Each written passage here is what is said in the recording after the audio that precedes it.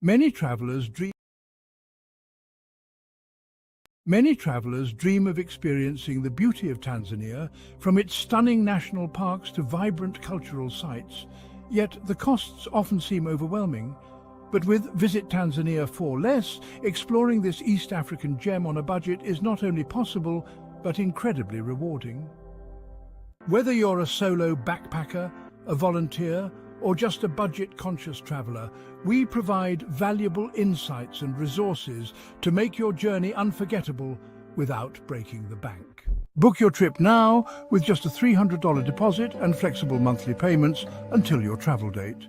For more travel inspiration and tips, follow us on Instagram or visit us at visittanzaniaforless.com. Visit Tanzania for Less, your dream adventure within reach.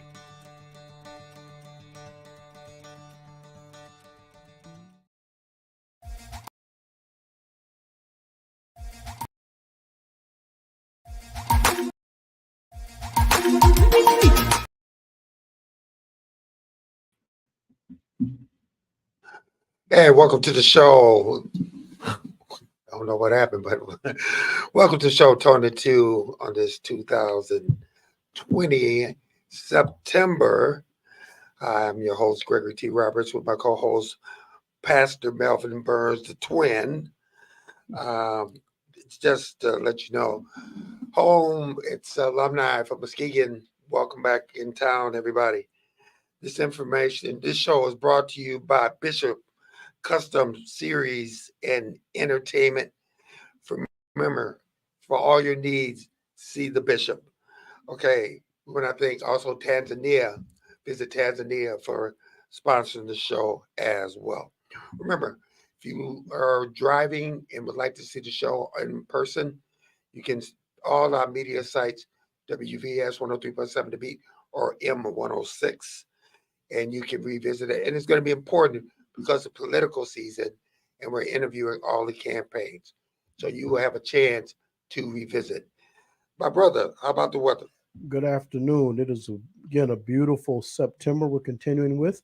We have a 30% chance of rain today with a high of 75. Tomorrow, sunny, low 62, high of 79. Again, Sunday, we have a 50% chance of rain, low 62, high 74.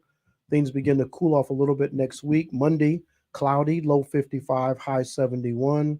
Tuesday, 50% chance of rain, low 58, high 68. Thursday, partly cloudy. Wednesday, partly cloudy, low 58, high 70. And next Thursday, partly cloudy, a low of 57 and a high of 73. We want to remind you, when it's time to interview candidates, we want to make sure that we're giving each candidate equal time. We also make sure that we're down the road. We're not here to pick or endorse. We're here to introduce and also let them speak the issues. We want to talk about issues. Okay. Pastor Melvin Burns, who do we have today? All right. To our listeners interested in Muskegon County today, we're going to be talking to candidates for the Muskegon County Sheriff race. And in the studio with the microphone now, we have the incumbent sheriff, Michael Poulin. Welcome to the show. Thank you. Good afternoon. I'm glad to be here. It's the first time. We are so happy to have you here. Sheriff, tell people a little bit about yourself. Pretty much lifelong Muskegon County resident. Grew up, my parents still live in the NIMS neighborhood. My father was a graduate at Muskegon Heights High School. My mother went to Muskegon Catholic Central. I live in the city of North Muskegon. My wife, Susan, and I have been married next on the 12th, 28 years. We have 2 adult sons that are off doing their own thing right now.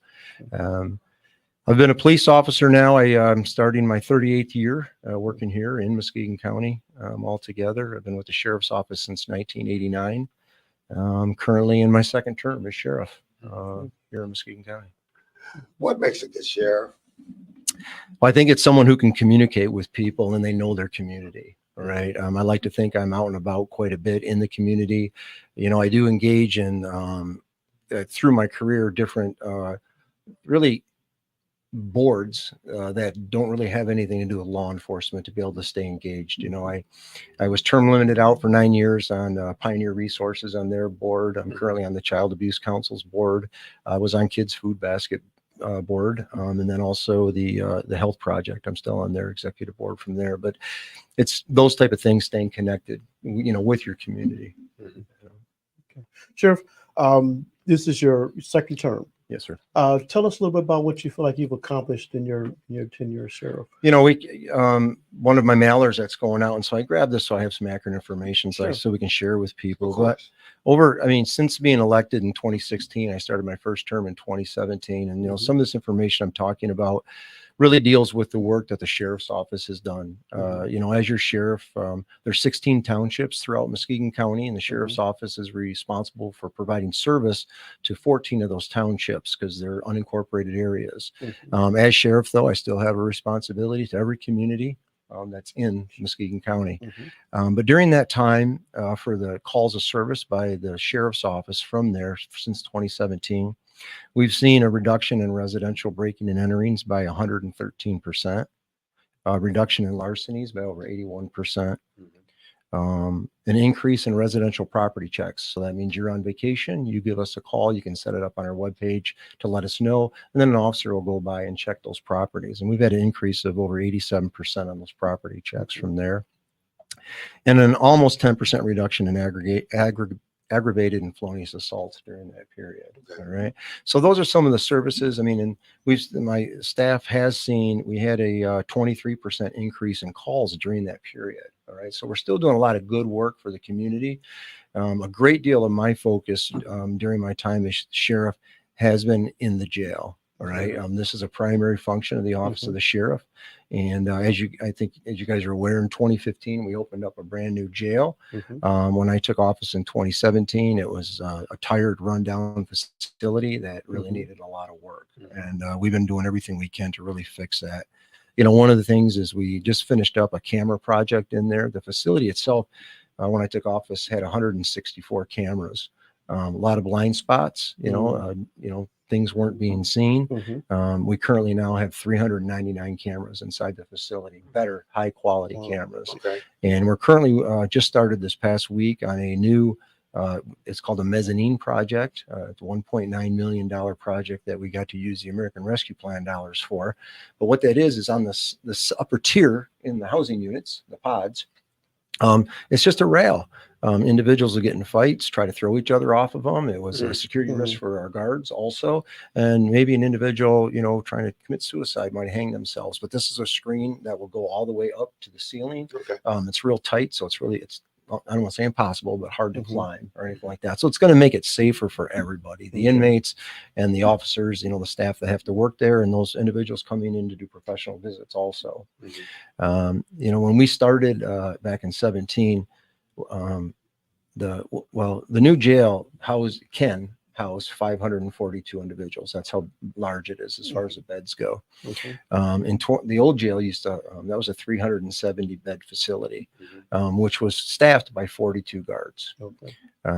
We are currently, and this just happened this week, it has to go through full board this next Monday. It's been I've been talking about this and working on this, since 2017, and with cooperation and work with the County Board of Commissioners and the administration. On Monday, we'll get these 5 more positions, but we'll have 55 guards working there, which we should, and that makes it safer for everybody. So that's been really good from going on there. When I talk about the focus on the jail, some people really don't understand that an individual that's in a Muskegon County jail or in a county jail, they're returning citizens. They're coming back, and we need to make sure that they're going to stay connected to their community, give them the tools that they need to succeed. And really, one of the things I truly believe in is through the faith-based organizations that we have. We now have a chapel inside the jail. There's never been one before. And through our Reach the Forgotten Ministries, Danny Peoples, he brings individuals in there in different groups and stuff, so they can offer those services to individuals. And we've increased programming also by just over 23% inside the jail for individuals, because they're going to be returning, and some new programs for women also, which has been quite successful. Now, one that goes into the prison is a chaplain. I get a chance to go in once a month. How important is that, having that relationship with those people coming in, whether it's chapel or other ministries? Yeah, so the ministry program we have, they'll set up those, different churches and individuals to come in and help. And there's a great deal of volunteers, and we help make it work. But it's like anybody else and anything else, right? We do background checks and we check on, things like that for individuals that are coming into the facility. But they, it's important. I got to tell you what, because if we can get an individual either, I don't even want to say connected, but reconnected, all right, to their faith while they're inside the jail, and then when they're going to be released from the jail, and then we get them back connected with their church, okay, in their community. Those are the types of things that's going to help that individual succeed. Sure. You say that's important because I worked with back when it was called Forgotten Man years ago. But sure, talk about people often see you when their family members are locked up, but to hear people hear you speak now without any interaction with the jail, what is it you'd want people to know in advance if they have a family member, loved one that's in your facility there? Well, there's a misconception. I don't want to say misconception, but the idea that they'll call people will call to check on something, hey, what time will they be arraigned or something like that. They go, that's not information that we have. All right. But I will be honest, if we did have the arraignment information, the time and stuff, we wouldn't give it out though. Okay. Because there are security issues and things that are going on. Right? We don't want, these things have happened. Okay. But we have our command staff, and that's who you'd be calling and talking to there. They're going to give you the best information and get you in direct contact with, if you need somebody to speak to through community mental health. Okay. Our local Health West office department, I should say, they have staff that works right out of the county jail. They have office space right there. Okay. And so we can get you connected there. Our medical department, to talk to a nurse or even, get a hold of one of the supervisors there in RN, we can make that happen. We'll get you to the people you need and make sure you have the right information. But it's just, there's no secrets. All right. I mean, there really aren't. And, sometimes we just don't have all the information, and we're really not trying to push back on people and think we're trying to stall or do something. I mean, once we have information, we'll share it with people. Now, you mentioned Help West and stuff like that, providing tools. What is the key to, because you have people that are continually coming back and back and back into the jail. How can we stop that? With the programming that we're offering, and it's, I don't know if you just saw MLive just did an article on some of the program that we're doing right now, but the things like the exit program to reduce that recidivism, we need to put individuals in an advantageous position when they're leaving. So if one thing, and it was really a simple thing and an easy thing to do. So if you're an individual who gets arrested, either you've done your time or you're going to get out of jail by bond or anything like that, your out date, let's say, it's the 20th, right? On the 20th of whatever month. Well, the 20th comes at midnight. That's your out date. Okay. And that's what was going on. All right. So throughout the night, people were being released. All right. Now I'd want to be out.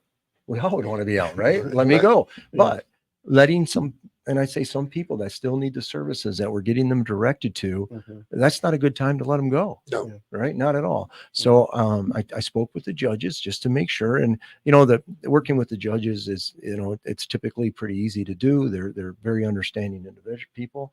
And so basically what it was, if you're getting released on the 20th, well, you're going to leave our facility on the 19th. During business hours. Okay. So we can get you, if you have an appointment set up or maybe someone to pick you up. All right. Something like that. And so it's things like that that'll help people succeed. But when we talk about some of the people returning, we went through a period where it was just over 90% of the individuals that were housed in the county jail were actually mental health patients of Health West. Right. I mean, I'm talking patients, all right, that, people that they're seeing, right now we're down, I think around 70%, 75. So, there's in the mental health issues that are going on today, and it's not just with individuals that are incarcerated. We got our crisis intervention training, the CITs that all the officers in Muskegon County are trained on. And we have, these forms that they can just fill out right in their cars if they have contact with people. And that information goes right to Health West, because then they can cross-check to find out maybe this is a patient who missed an appointment, something there. So it gets them on their radar right ahead of time. And so we can offer services a little quicker that way. But also it's making sure that the staff has that mental health training and that we're looking after them also, because, and I'll say this, there's a lot of, I don't know, you gentlemen, but, the normal person really doesn't have that many critical incidences throughout their lifetime. Right. And our law enforcement professionals, it's every week. All right. Every week. And we got to make sure their minds and they're staying healthy. That's very important. Sure. You mentioned the capacity, I think 542. Do you, Yes, and I hope it's not an unfair question. Do you know what the current capacity, current number of inmates you have? At 330. Okay. So that's our midnight count, and Okay. we're required by statute to run a midnight count every night. Okay. All right. So right now we're at 330. Okay. With the jail mezzanine project that's going on right now, one floor is completely shut down. Each floor holds 241 individuals.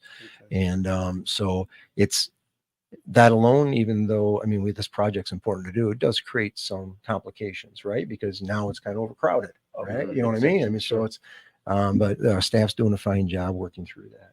Everything's going good. Okay. As you campaign, tell us some of the questions or feedback that you get from people as you're out there on the campaign trail. The big question really always is, why? All right. Why do you want to do this? Okay.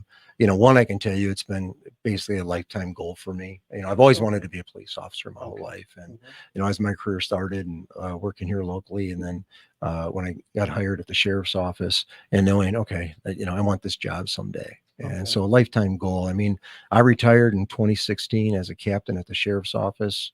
My birthday was on the 18th of April. The filing deadline was the 19th. So it was almost like it was meant to be. I retired, went downstairs, I filed for office. Okay. We started and just haven't looked back. It's I've had a very fortunate, very good law enforcement career, and working as sheriff, this has got to be one of the greatest jobs in the world, right? Because I get to work with the community, and I get to see the impacts and the stuff that we do when we're out there. And the group of individuals that I get to work with, though, I adore every one of them. All right, because I know the work that they do and the things that they have to do. But getting out in the community is the one thing I truly enjoy doing. We put together our ice cream truck, Polar Patrol. I don't know if you guys ever had a chance to see that. Yep. Okay. And it's just been a big hit, and it's available for every law enforcement agency, fire department. Also, they all utilize it. The thing's utilized all the time. But yeah, the biggest question is why? Why do you want to do this? Even back in 2016, there's a lot going on during that period at the sheriff's office, and it wasn't necessarily that I needed to be the guy, but somebody had to be the person, I should say, to do that. And it's just been a great career. I'll never say never. So, there's no term limits, and as long as the people here in Muskegon County will have me, I would love to be here. Now, with that said, there's no term limits, and you've accomplished so much. What are some of the things that you would like to accomplish in the future? Well, we've had an opportunity to increase staffing through contracts with townships on our operations side, the law enforcement side on the road. We still have at least one more school. I'd like to get an officer in. Rieske Middle School, and then back up in Holton, we have an officer there at those schools, and they're 100% funded through partial grants in the townships in those areas. So that works out really well, and it's a great relationship. But I'd like to continue to see that.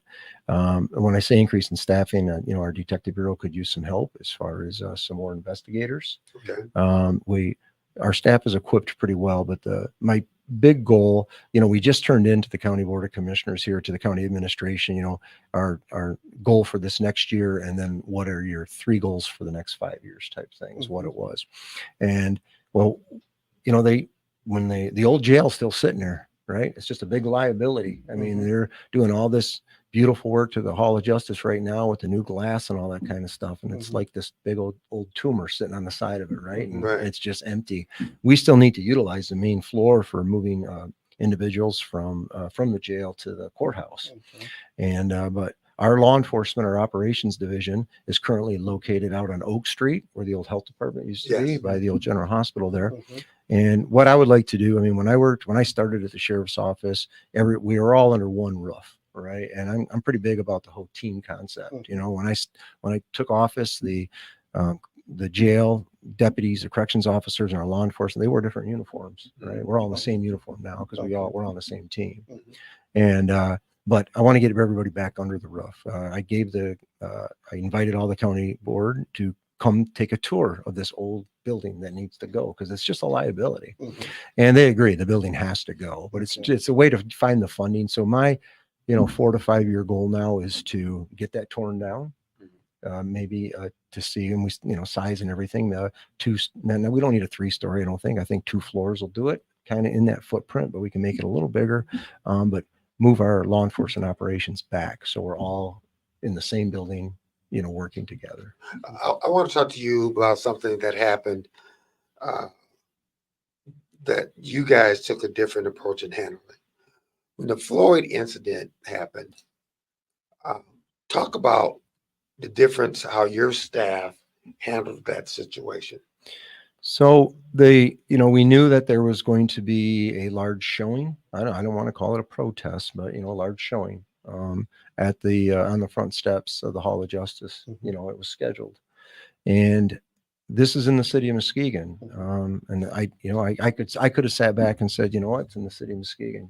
You guys can handle security and do all that kind of stuff, but it was held in the parking lot of the Hall of Justice, right in front of our Protectors Memorial. And so it's at my front door, okay, even though it's in the city.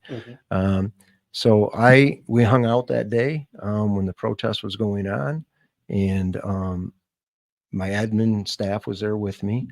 And we were standing at the front entrance of the Hall of Justice, listening to that group out there, and you could feel it, you could hear it. They're getting angry, and we've seen what happened in other cities that was going on.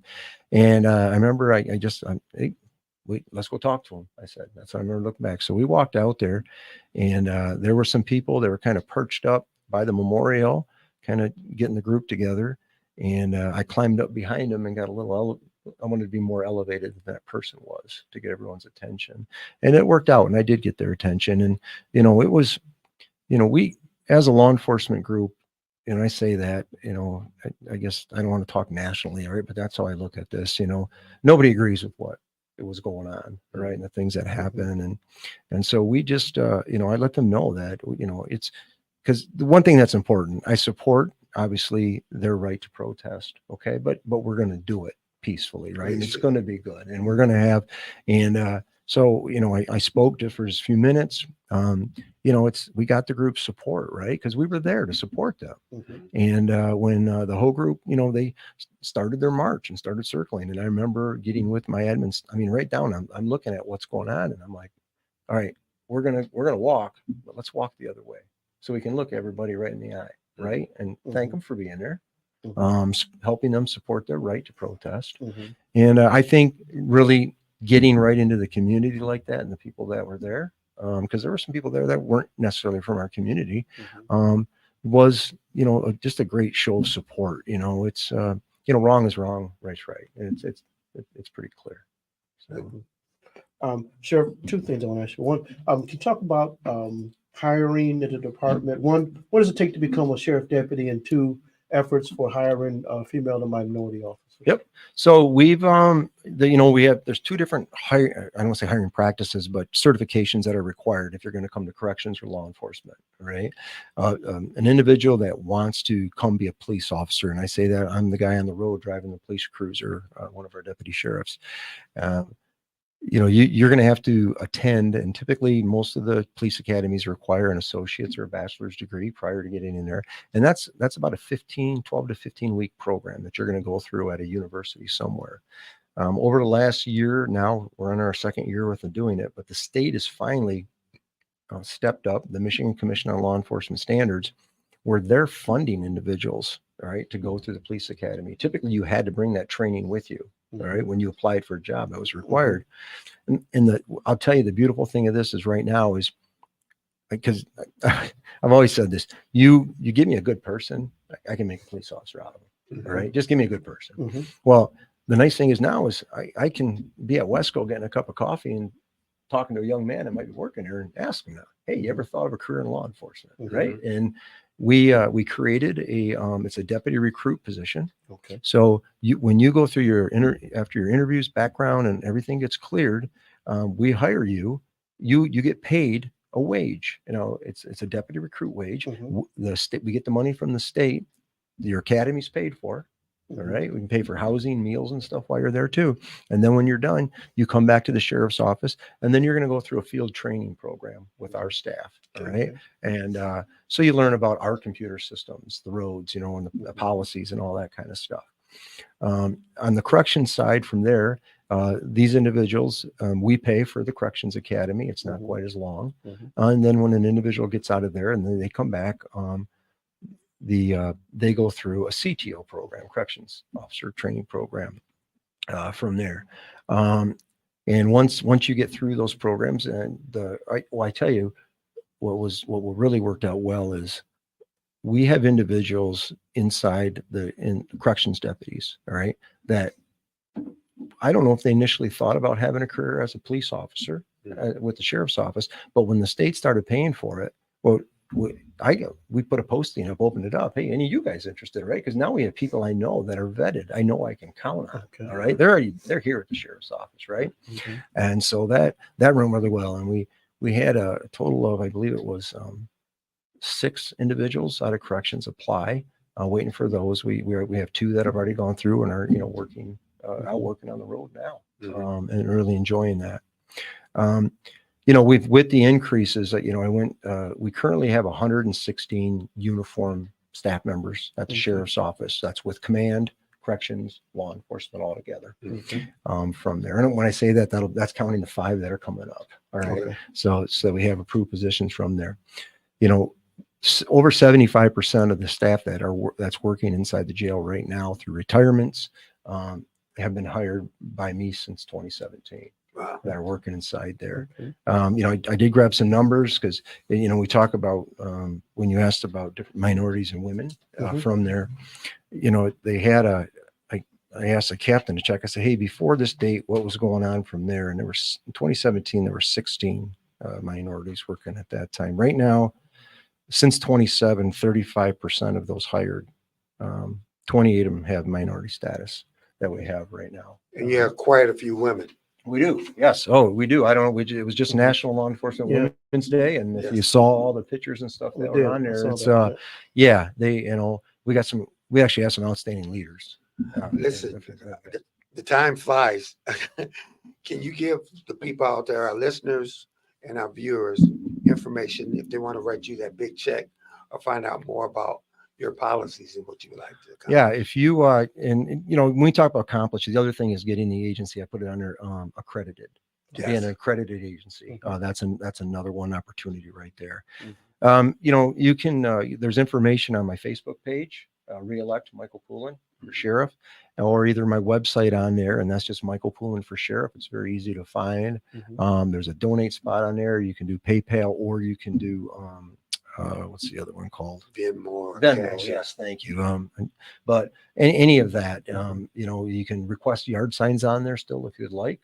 That makes that available too. So it's, this, like I said, it's been a very good campaign season, and I really enjoy getting out and talking to the people, meeting the community. Especially back in 2016 when the time came to go door knocking, it was tiring and a lot of hard work. I tell you, once you got doing it, it was a lot of fun. A lot of fun. Yeah. Sheriff, thank you for being on the show today. Of course. Yeah. Listen, that was our sheriff, current sheriff, the incumbent.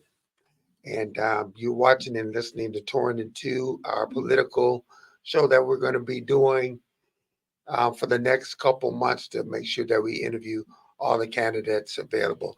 We're going to take a commercial. We'll see you in a couple minutes. Many travelers dream of experiencing the beauty of Tanzania, from its stunning national parks to vibrant cultural sites, yet the costs often seem overwhelming. But with Visit Tanzania for Less, exploring this East African gem on a budget is not only possible, but incredibly rewarding. Whether you're a solo backpacker, a volunteer, or just a budget-conscious traveler, we provide valuable insights and resources to make your journey unforgettable without breaking the bank. Book your trip now with just a $300 deposit and flexible monthly payments until your travel date. For more travel inspiration and tips, follow us on Instagram or visit us at visittanzania4less.com. Visit Tanzania for Less, your dream adventure within reach.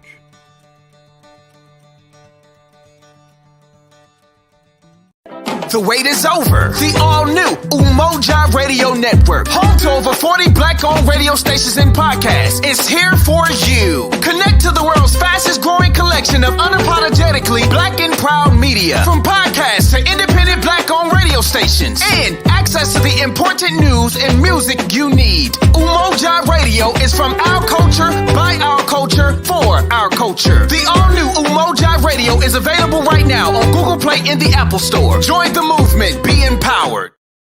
I'm retired. I I like being retired. Welcome back to Touring in 2 with Melvin Burns, the twin. We are in political season, and we know we bring news, information, and more.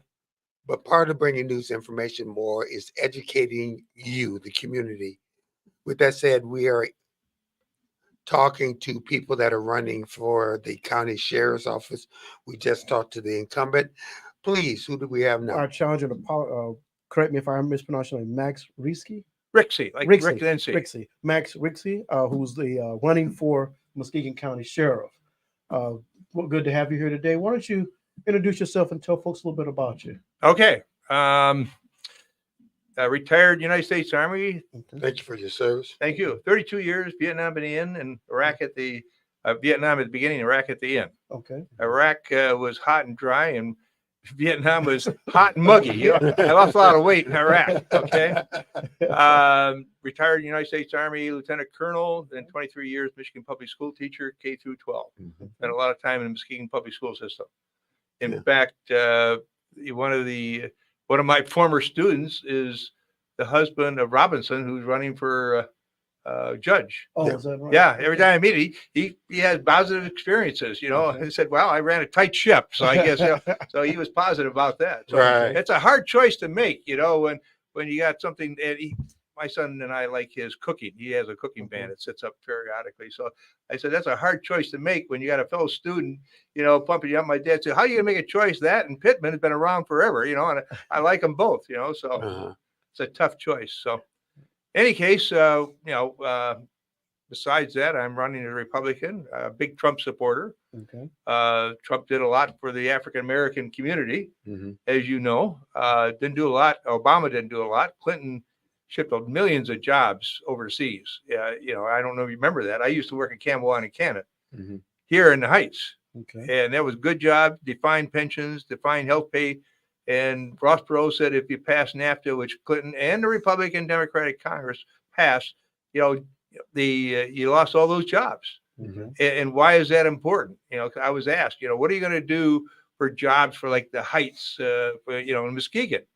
And I mentioned jobs. Well, Okay. you know, I mean, there's a lot of jobs that went south, China, and whatever, you know, so you got to stop voting for the SOBs in there. You keep doing the same thing and nothing's going to happen. You know, Trump is not, you know, Trump is, you know, is he a Democrat or is he a Republican? Really? You look prior to when he became president, and who was Trump? And I always tell people, well, before he was President Trump, he was Donald Trump. He was all over the place. You know, he was a libertarian. He was a businessman first and foremost. So I think he's pro-American. And we got to do away with the immigrants, and we got to get them out of Muskegon County because they're competing for jobs in a city here, Muskegon, and city Muskegon Heights. You said Yeah. we have to get the immigrants out of Muskegon County? Out of not illegal immigrants. Okay. Illegal immigrants. Okay. Yeah. Now, I'm an immigrant. I mean, you know, my parentage is Dutch, German, and Danish. They were immigrants. Okay. And English goes back a bit further. So, you know, I'm glad you caught me on that, you know. okay. But illegal immigrants, you know, Okay. let them come here the legal way. Now, you mentioned that you were retired, and you've been in politics for quite a long time.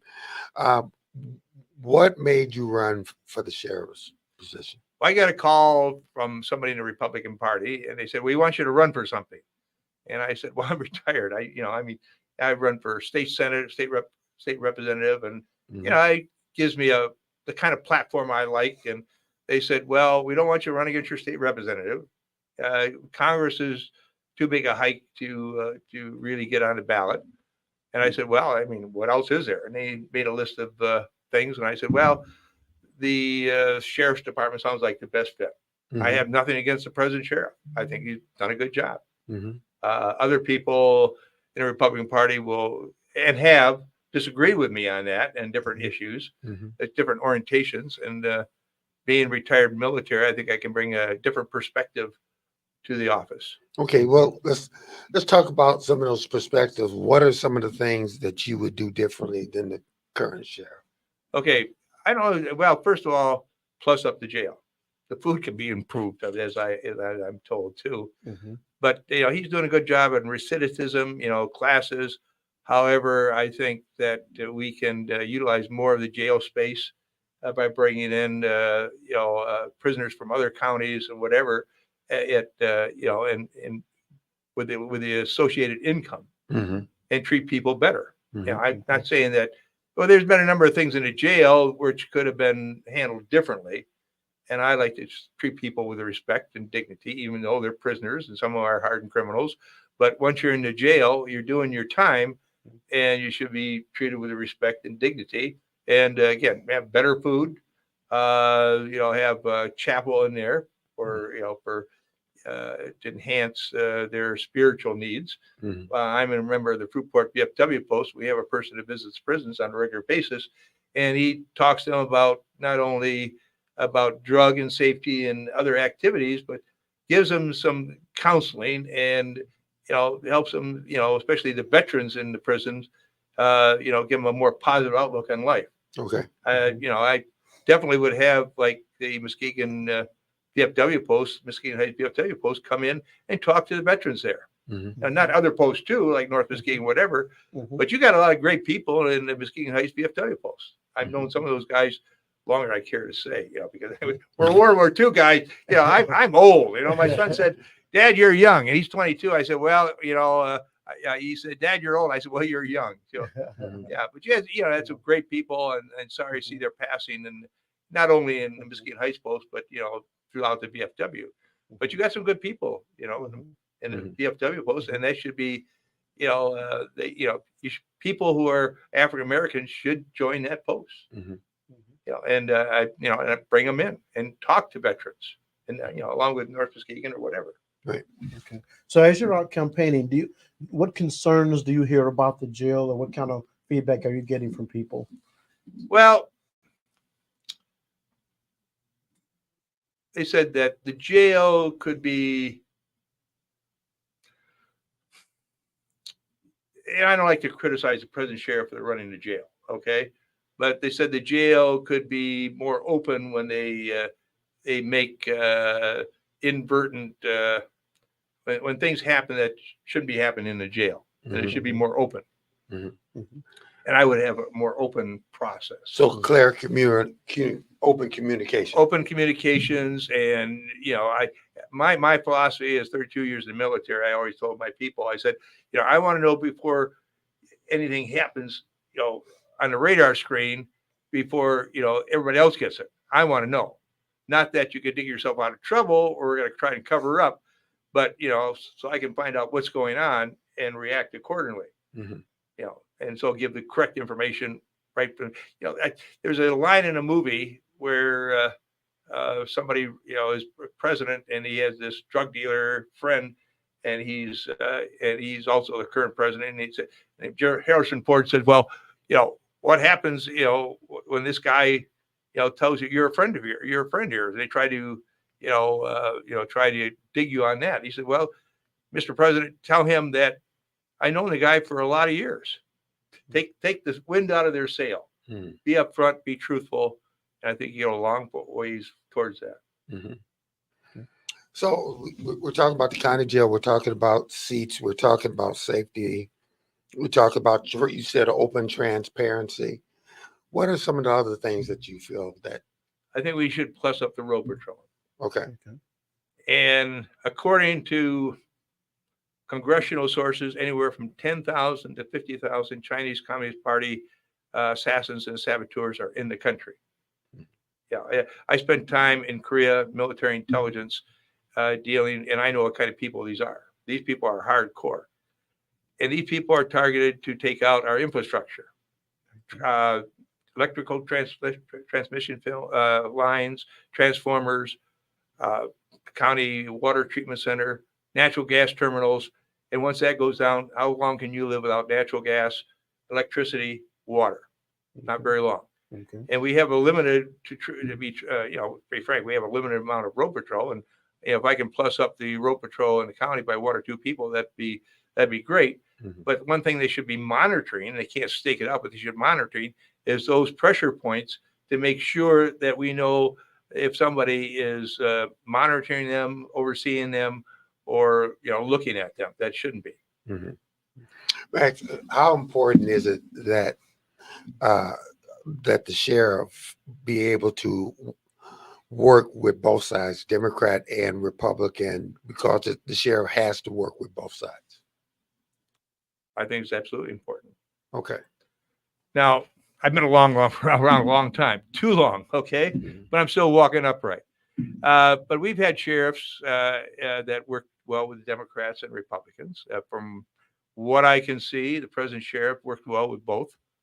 We've had other sheriffs that more Democrat than really it should be. But it is a partisan office. I think it should be nonpartisan. Mm-hmm. And I'm about as nonpartisan as you can get. I mean, you know me for a great many years. Yes. So I mean, I get along with everybody. Mm-hmm. And somebody, I'm probably not a great politician, but I mean, I think I try to get along with everybody. Mm-hmm. Would you talk about your efforts to hire more female and minority officers? Well, did either one of you read the Muskegon Chronicle article that was in there? No. We try to stay neutral Okay. and not All right, read okay. anything. Yeah. All right. Well, probably not the best source to get your information. Okay. But we won't go there. All right. I'm not the one for, my focus, has always been, okay, the military and would be in the sheriff's office is, professionalism, education, merit. Can you do the job? Mm-hmm. That's number one. Mm-hmm. I mean, person said, well, we need more females or Black Americans in this position or whatever. Well, you look back in some of these cities, and I think it was Baltimore, where they had 5 or 6 policemen in a van, and they beat the crap out of some guy, and 5 of them were Black. Mm-hmm. So is that the answer? I mean, Black policemen, where so you can have, just because somebody is, and there was a Black guy who was literally practically beaten to death. So I don't think that's the answer. You have to look at professionalism, and can a person be colorblind? And a lot of police are actually colorblind. Some shouldn't be there, obviously, but most of them, I think, are professional individuals in the county sheriff's office and the city of Muskegon Police Department, the City Heights Muskegon Police Department, and Northern Shores. Mm-hmm. I think they're just because they like that work and they're trying to do a good job. But let me piggyback off of that question. Sure. Is that so many times that a lot of people that want to be police officers or be sheriff is just looking for the opportunity to have a fair chance to get in the office. Would you agree with that? If the person is qualified to be in that position, should they be able to be in that position? That's not a handout, Right? just equal chance to be in the position. Oh, definitely. I think I don't know if I've articulated that, but I mean, everybody should have an equal chance. Okay. I mean, there shouldn't be. I think we're doing better. Mm-hmm. That it's not perfect, but Mm-hmm. there's one individual that I'll reach out to, and I don't know where he is. It's Mario. You probably don't. He used to work at Preble, and he was a young Black guy. He worked well with everybody. And he wasn't a bouncer, wasn't a strong arm person.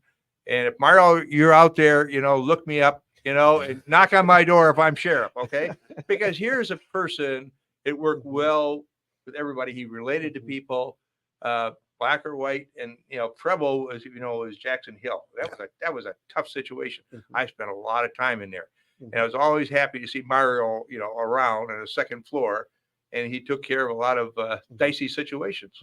And that's the kind of people that, I would encourage Mario, if you're out there. I don't even still alive. Last time I heard about my late wife, he mentioned he was working at Penny's, whatever, and he mentioned to my late wife that, say hi to Max for me, okay? And that's the type of person that I would, try and encourage to, get certified and, become an employee of the city of, the Mesquite County Jail or Mesquite County Road Patrol. Because he is that, the guy was awesome. Max, I've known you for a lot of years. Probably too long. That's okay. Yeah, I'm still walking upright. Okay. Yeah. You have taken the position to not stand back, but to get involved and to run. Talk a little bit about that. Well, why do I run? And I get that question every once in a while. Somebody approaches that subject. All right. Most people don't want to approach that subject, and that's a good question.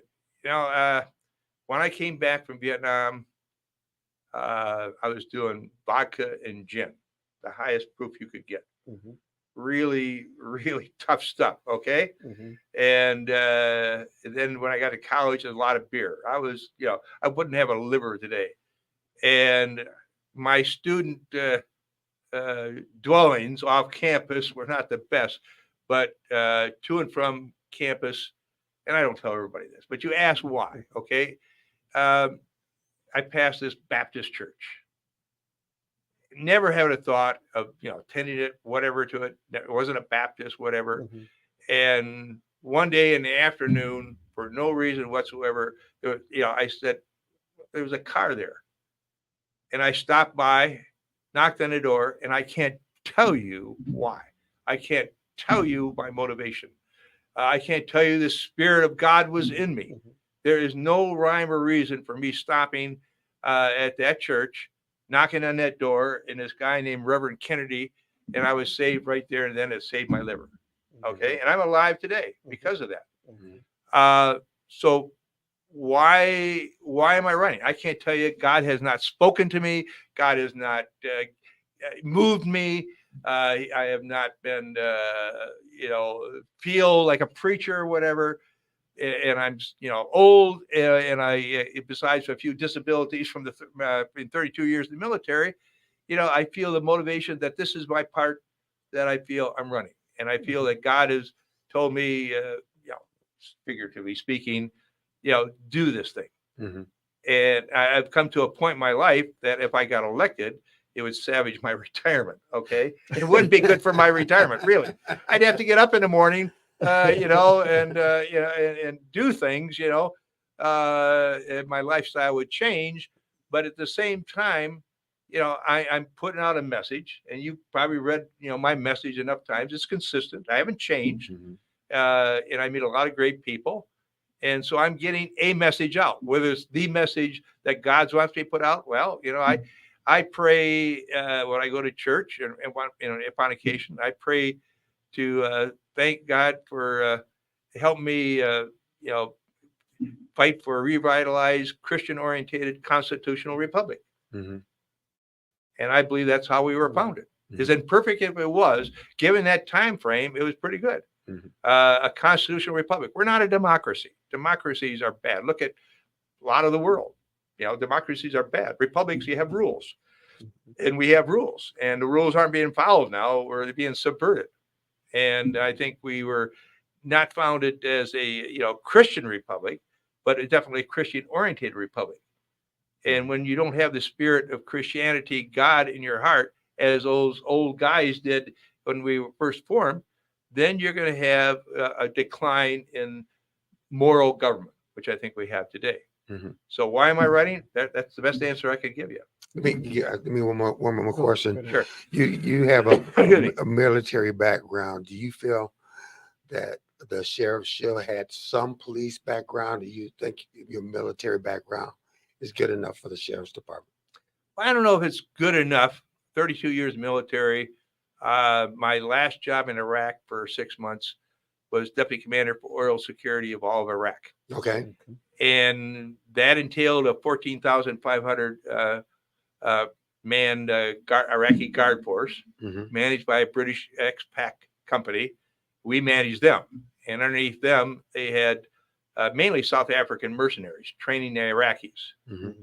And I was involved in all facets of that. The best time was when I went down to their office in the center of Baghdad. Our office was in the palace, and stayed there for a day or 2 days, and I ate really good. I did. Their food was great. The best steak I had was by a South African guy. The really best steak. They know how to cook steak. In fact, I went hunting in South Africa last April with my son, and that guy could cook good steak too. So. One of the things we talked about with the previous candidate was the mental health issue. He indicated even currently there's about 70% of the inmates in the jail that have some type of mental health issues. Could you maybe speak to that issue and the concern with the number of inmates that seem to have some type of mental health issue? Well, I think he has a program, and it was in the Muskegon Chronicle a couple of pages before when the article came out on both our candidacies. And I, definitely a one-on-one approach, or, having people come in and talk to people in there is a great help. The person that we have, he's now a trustee of the Fruitport VFW post, goes to the prisons, and he has a very positive effect, according to him, and what he is related to me, on just meeting and talking to people. And that's communication is a big thing. Now, you follow me over years. I like to communicate. Sometimes people don't like me communicating, but it's better to talk than fight. And I think that people, and I think you understand this. People like to say that a lot of the crime, they said, was committed by Black Americans, and they can define that down to it's 5%, the males, and 2.5 or 5%, then 2.5%. But and I get some pushback on this. I said, okay, when you get the government to pay you not to work, and you get by, what do you got to do when you get up in the morning or in the afternoon? Okay, people need a job, and I know it's not the purview of the sheriff's department to get jobs, but that's why I support Trump, because if you look at him objectively, he's middle of the road. He's a hardcore businessman, to be sure, but I heard all the things about him being basically instead of a bully or whatever, and when he's running for office, that he's really a pretty decent guy, and he wants to bring jobs back. If you have a good job, good benefits, good pension, and good health benefits, that gives you motivation to not do crimes and get out there and gangbang or whatever. And those opportunities are not here right now. They went under Clinton's NAFTA. How do you deal with the recidivism? How do you keep people from going back to jail? Talking to them. Like I said, my VFW person going in and talking to people. I don't know the statistics about, how many people he is, helped not go back. But I think we need to bring more people into the jail, and it's being done right now. I understand that, and talk to people like they're real people, and have opportunities when they get out. And let's face it, the job opportunities are not great in Muskegon Heights. That they could be a lot better. Okay. And they were before. Okay. Another area we talked about, as the sheriff, do you think it's important for the sheriff to be involved in other community organizations? Yes, definitely. Okay. Because the sheriff's main mandated by law is to run the jail. Okay, that's number one. Road patrol is expected. It's not mandated by law, as I understand it. But if you're out in the Ravenna, Sullivan, Twin Lake area, they depend on the sheriff road patrol because they can't afford it. And I'd like to plus it up by 1 or 2. But I think that giving that the sheriff patrol has to, and I think has, and I would encourage more to interact and communicate communicate and cooperate with other law enforcement agencies.